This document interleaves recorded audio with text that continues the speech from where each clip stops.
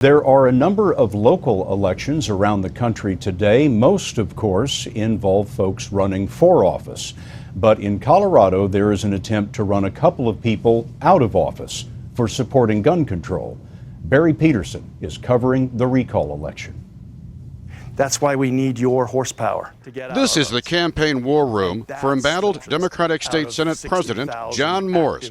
He's been in the state Senate for 7 years. If you lose? If I lose, I hope it doesn't have a chilling effect on gun legislation throughout the country, because I do think that political leaders ought to be standing up to make sure we don't have to bury our children and shouldn't be so much just looking over their shoulder at their own political career.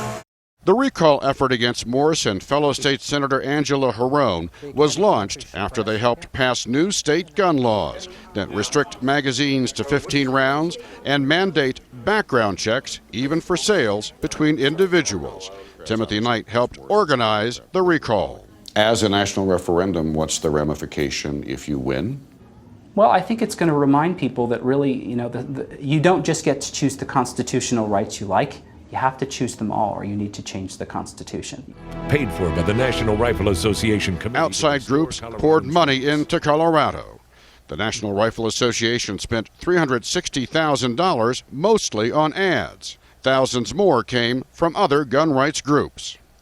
But $3.2 million has come from gun control supporters, including $350,000 from New York Mayor Michael Bloomberg to defeat the recall. This is East Coast folks bringing in their way of life that people here in Colorado don't appreciate. If the recall is successful, then it becomes a political tactic for both sides. That makes it even harder to govern than it already is.